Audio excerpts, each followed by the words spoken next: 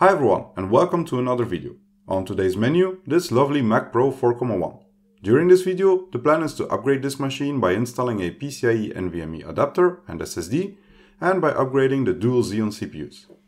I did cover a full upgrade process of another Mac Pro 4.1 in the past, so I'll be going over some things a bit quicker on this one. I will also not go into too much detail about this Mac Pro itself. If you've been around my channel for some time, you probably know by now that I have a weak spot for these Mac Pro 4.1 or 5.1s, known as early 2009 and mid 2010 respectively. The difference with the previous video that I did is that here I will also install a NVMe adapter, and this time we have a dual CPU model. Especially for a 4.1, this introduces some extra complications with the CPU upgrade. Without any modifications, you can only install delidded CPUs, so we will need to work around that. The starting point of our upgrade is this Mac Pro 4.1. The firmware of this machine is still the original 4.1 version. So before we can dive into hardware, we will need to take care about firmware first. As you might know, a 4.1 and 5.1 are nearly identical from hardware perspective, and it is possible to patch a 4.1 to run the 5.1 firmware. This allows you to, without patching or open core, run up to macOS High Sierra and even Mojave if you have a video card with Metal support. But, more importantly, this adds support for an additional range of CPUs and faster memory. I used this machine before, a little unplanned, to run macOS Ventura when a supported version of OpenCore Legacy Patcher was released. This is the OS that still is installed, but, as you can see, the current boot ROM version, which we have now, is MP410081B08. This is pretty old, even though we run macOS Ventura. Ultimately, we want to have the latest boot ROM version that is available, 144.0000. This version fixes some known issues, also Windows related, adds support for NVMe booting, and also that additional CPU support which we are after. Unfortunately, we can't just jump to that version. The first step to get there, as the 144.0000 is Mac Pro 5.1 firmware, is to patch our 4.1 to a 5.1. This can be done with the firmware updater tool, as I covered in that previous video as well. I wanted to save some time and take a shortcut, and first I tried to run this tool from the installed macOS Ventura. Unfortunately, that was a no-go. I guess that also gives an answer to some people, as they were wondering in the comments on the Mac Pro 4.1 Ventura video if this was possible. So, no. To do things properly, I decided to go with the long route. That means starting clean, and I first did a fresh install of El Capitan. This is the last officially supported version on an unpatched 4.1. It was a bit of a pain to create a bootable USB installer for El Capitan, but eventually I got there and the rest of the installation went pretty smooth.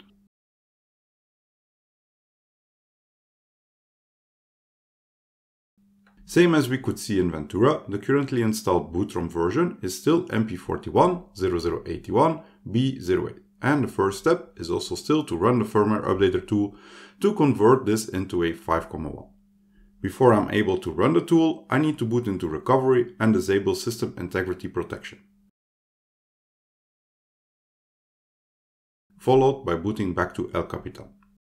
Now that we disabled SIP, I can mount the firmware for the 5.1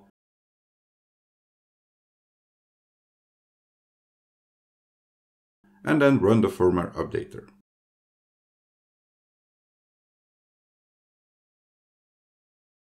All I need to do here is to click Upgrade to 2010 firmware.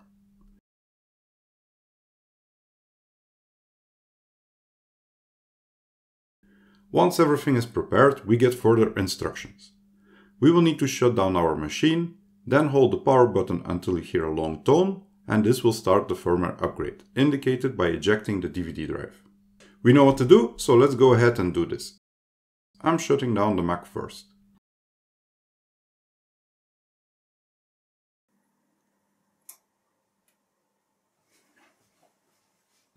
Then hold down the power button. We can see the power LED flashing first, then we can hear that tone. Followed by the regular chime,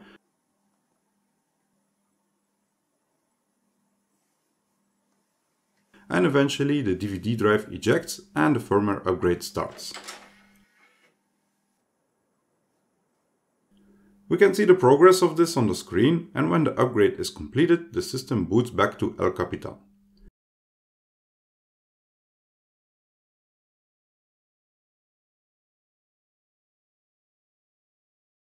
Looking at the model now, we can see that our Mac Pro 4.1 became a Mac Pro 5.1 and the boot ROM version is now changed to MP41-007F-B03.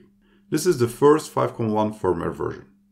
The first step is complete, but to get all the way to that 144.0.0.0, we have two more steps to go through. First one is to upgrade to macOS High Sierra. This includes another firmware upgrade, then upgrade to Mojave, or at least start the first part of the installer, which bundles the firmware version which we want. I'll try to keep it short here, as I did cover this extensively before and it's a bit repetitive. The first step with High Sierra involves downloading or copying over the High Sierra installer and then run it. We can see similar instructions here first as with the 4.1 to 5.1 conversion. Let's go through this once more.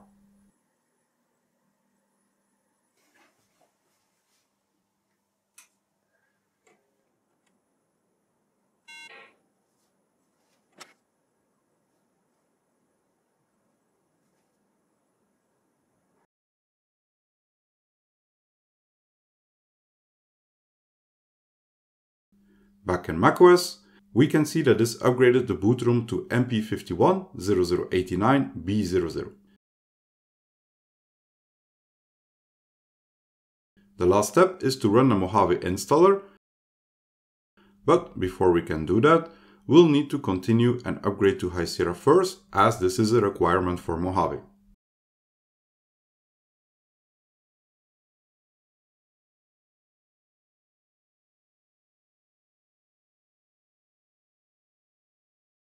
Okay, now our machine is on High Sierra. Another requirement for Mojave on the 5.1 is a video card with metal support. When I started this for El Capitan, I put back the trusty NVIDIA GT120, which is the original card that the 4.1 came with.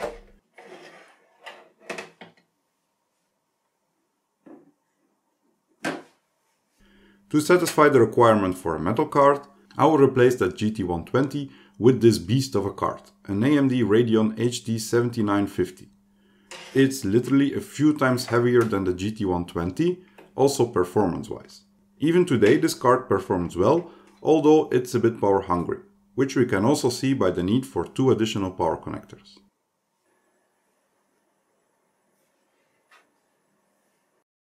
After installing the card, it shows up in About This Mac, and we're still on that same boot ROM MP51-0089-B00. We have all we need now, so we can run the Mojave installer. Again, we are given the same instructions to upgrade the firmware, so let's follow these for the last time.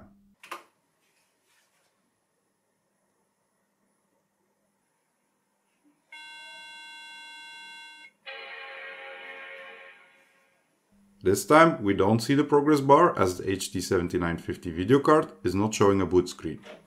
Fortunately, the DVD drive ejects to tell us that the upgrade started, and eventually we end back in High Sierra.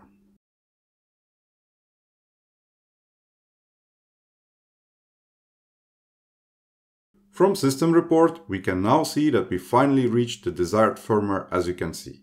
We are on 144.0.0.0.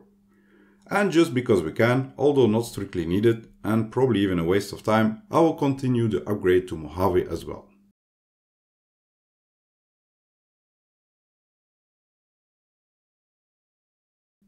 There we are. Software and firmware side of things is taken care of. So let me do some basic benchmarks before we finally move to hardware. The newer Geekbench 6 doesn't run anymore on macOS Mojave, but fortunately Geekbench 5 still does work.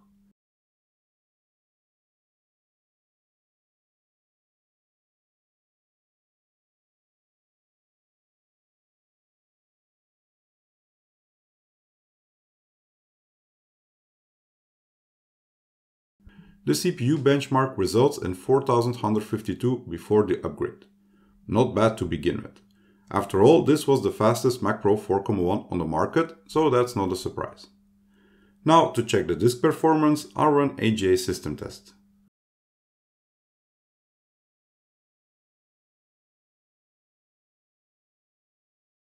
The results are a bit less good here. Even for a SATA SSD, this is not really super. That's mainly because the internal SATA ports are SATA 2 only.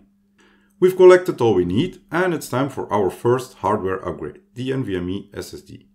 As I will need to reinstall macOS on that fresh NVMe SSD, I'll quickly create a bootable USB installer for macOS Mojave. There we go. All prepared now, and we can start the hardware upgrade. For that, I've got two things here, a Sabrent PCIe NVMe adapter and a Samsung 970 EVO Plus SSD. It's critical with this upgrade that we choose compatible hardware for both the adapter and the drive.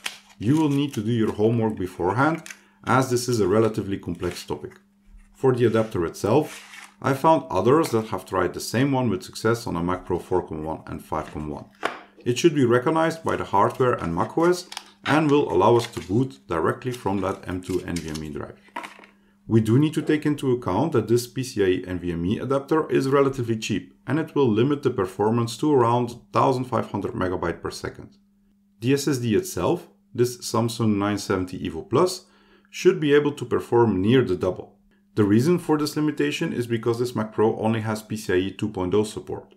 With a more expensive adapter that has its own PCIe switch, we can fall back the PCIe 3 SSD to 2.0. But in this case, it will simply fall back to PCIe 1.0, which explains the 1500 MB per second limitation.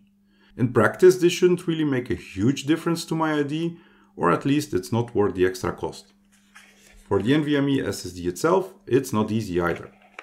Don't assume that similar models or newer versions are also compatible and working. For example, a Samsung 970 EVO Plus, which I have here, works, as long as it has new enough firmware, but a 980 or 980 Pro is a no-go. As we see here, the adapter is relatively compact and it simply gets installed in a free PCIe slot. If we remove the heatsink, we get access to the M2 slot and can install the SSD in there. It also comes with thermal pads of different thickness to ensure proper contact with the heatsink.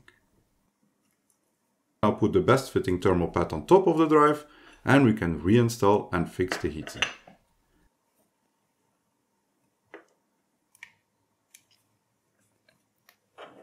That's it. Now we can install the PCIe adapter in a free PCIe X4 slot of the Mac.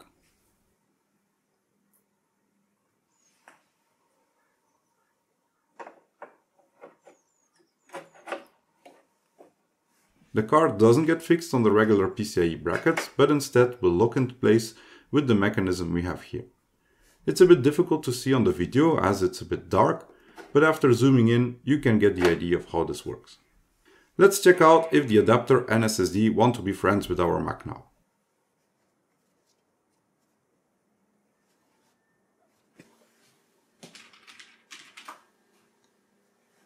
After powering up and booting into macOS, we can at least see it has detected a new drive. Already good news.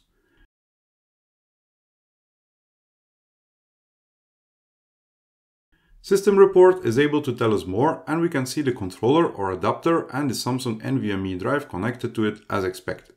In Disk Utility, it's also promising and things look how we want them to be. Let's attempt to do a fresh install of Mojave on the new NVMe drive using the USB installer that I created earlier now. With that Radeon HD 7950 video card, I will not be able to see the bootloader. Instead, I will use a startup disk utility to instruct the Mac to boot from the USB drive.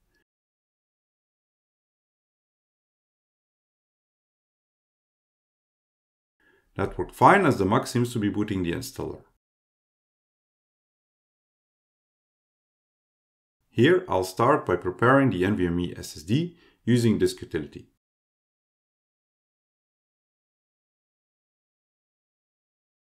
I'll simply erase it and create an empty APFS volume on it, which will be used as destination for the installation.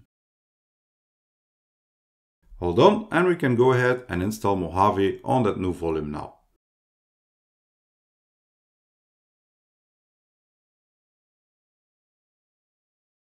We just need to make sure we make the right selection here, and then we're in for another wait.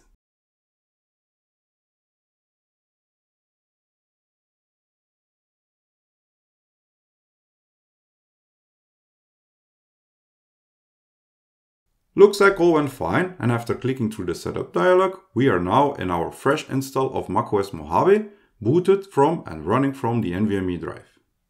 Let's immediately test how our first upgrade affected performance by running the same test as we did initially on that SATA SSD. As you can see, we get close to that theoretical limit of 1500 MB per second. Too bad we can't use the full potential of the NVMe drive, but still, this is about 5 to 6 times faster than before. Part 1 done. Up to the next, the CPU upgrade. We've touched briefly on that and ran the benchmarks before installing the NVMe drive, but currently this Mac Pro is equipped with two Xeon X5570s. This is the fastest original Mac Pro 4.1 configuration. Both CPUs run at 2.93 GHz and each of them has 4 cores. To do the upgrade, we'll first need to decide and get the CPUs that will replace the ones we currently have. Here we have a list of processors that we can upgrade to. As you can see, if you want to use the Westmere architecture, a firmware upgrade to 5.1 is required, but we already did that. We can also see that a pair of X5690s is the fastest possible CPU upgrade. A pair of these goes for around $60 to $70 on eBay and costs around $120 if they are deleted. More about that later. I decided to go for a pair of X5675s instead for this upgrade. The performance difference between these and the X5690s is not that big and I have a much lower TDP in comparison. A pair costed me around $35. This is how I received the CPUs, nicely packed and hopefully in good condition. One thing which I've mentioned a few times and need to bring up is that delidding. Mac Pro 4.1s and dual CPU configuration originally come with delidded CPUs. That means that the heat spreader which is on top of the CPU is removed. This is done to improve cooling and to have better contact directly with the heatsink in the case. As you can see with the CPUs I bought for the upgrade, this is not the case, as the heat spreader is still there. In order to install these CPUs, we have two options. Option 1 is to remove the heat spreader from the new CPUs, but this is a pretty violent process which might break the CPU if not done properly. I did try this in the past and ended with mixed success. Option 2 is to keep the heat spreader, but to do two small modifications. Since a delidded CPU is less thick, upgrading to a lidded CPU will cause the connector for the CPU fans to no longer make contact, and also the temperature sensors would not be touching the heatsink anymore. By separating that connector from the heatsink and by installing some thermal pads, we can work around those two issues.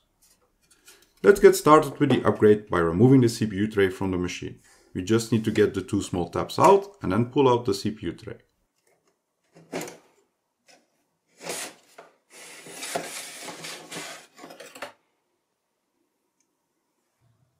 Before removing the heatsinks, I'll get the memory out first.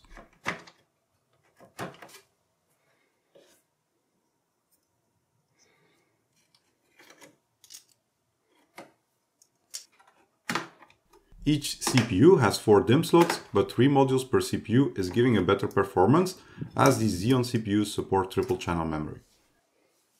Then, to get the heatsinks off, we can use a 3mm hex key. Just make sure it's long enough. The standard one from my toolkit did the job just fine.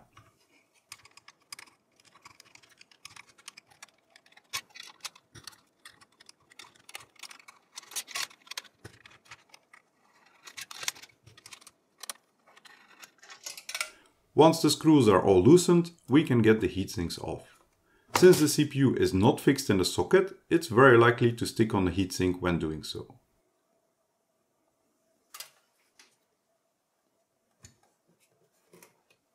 Let me also unscrew and remove the second heatsink now, before getting the CPU off.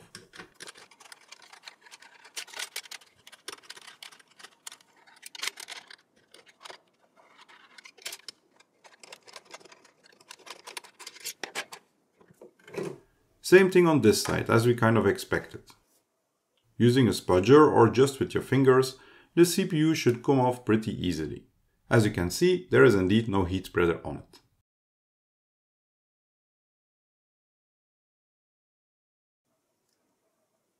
Same thing on CPU B. Here we can see both old and new CPUs side by side. We can clearly see that the CPUs that were installed originally were delidded and there is a difference in thickness in comparison with the replacement CPUs. Since we go for option 2 and will not remove the heat spreader from the new CPUs, and so have an increased thickness, we need to make sure that the fan will still be connected and the thermal pads still conduct heat. For the fan connector, like I mentioned already, we'll do that by separating the connector from the heatsink and make sure it can move freely so we can connect it manually. To do so, first push the connector inside and then, with a bit of wiggling, the connector can be released. Now we just need to cut off the small plastic bracket on the connector that keeps it fixed in the heatsink and put it back where it was originally.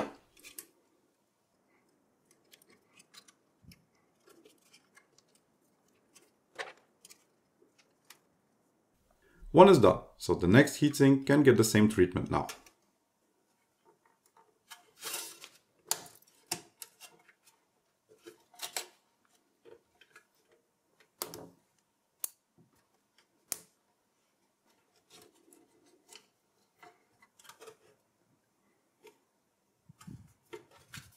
There we go.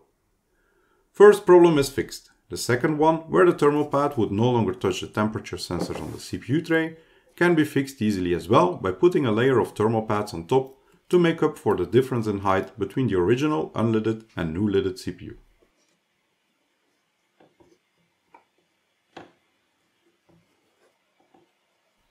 We need to do this treatment on both sides. The length required is different for both CPU and A, but the ID is exactly the same.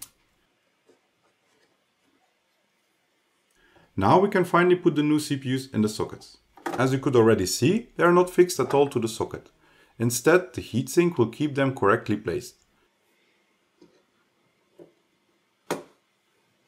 We shouldn't forget to put a healthy bit of thermal paste on both sides as well, of course.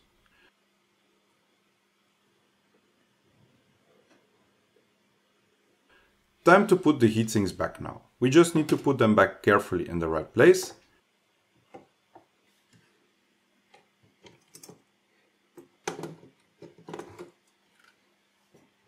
And if we take a look at the fan connector, it can take a bit of fiddling, but in general it connects pretty easily. If needed, you can push the connector in through the opening on the side of the heatsink. When both are properly in place, we can fix the heatsink again with the hex key. There is a lot of discussion online about how many turns you should fix the screws for the right pressure on the CPUs. In my experience, especially in the case where we didn't remove the heat spreader, the CPU isn't that sensitive and can take quite a bit of pressure. So I'm not counting the turns, just fix the screws until I feel that things are tight enough. If you are too careful and the CPU is not making proper contact with the board, you'll most likely see strange dim errors or vague problems. In that case, just fix the hex keys a bit more. The upgrade is complete now. All we need to do is put back the board in the case.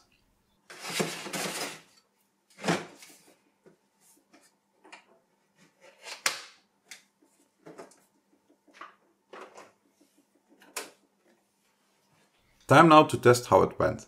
I did many CPU upgrades already, but doing this on a Mac Pro 4.1 is always a bit more scary. Especially since that video card doesn't support the boot screen, it takes some time before we can see if things are alright. At least we just heard the boot chime, already a good sign. Okay, there is activity on the screen. And after some more patience, we can see macOS boot, so this looks promising.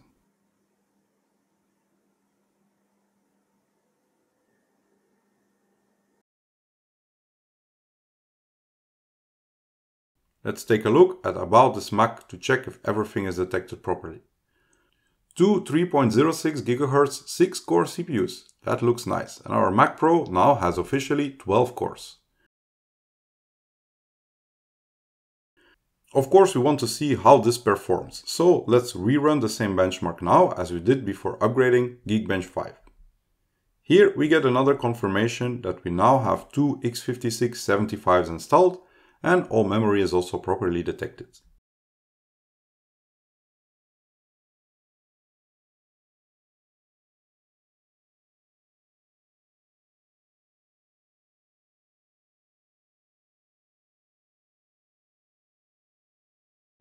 The result we get is 630 for single core and 6221 for multi-core. Before the upgrade, that was 571 and 4152 respectively. Definitely a big difference in performance, and that for only around 35 euro. This brings the machine up to performance level, which still keeps it relevant today. As you can see, this is higher than recent 9th Gen Core i7 CPUs or a 2019 MacBook Pro, for example. That was all I have for this video. The NVMe and CPU upgrade are not as easy on a regular x86 system, but still nothing unovercomable, and the difference in performance is definitely worth it. In the next video, I will further upgrade the hardware with this RX 580, and I will also install Windows 11 so we can do some more benchmarks and gaming. So make sure to subscribe to my channel if you don't want to miss this. If you want to see something else, don't hesitate to let me know in the comments as well. And of course, if you have liked this video, don't forget to hit that like button. Thanks again and hope to see you back here soon.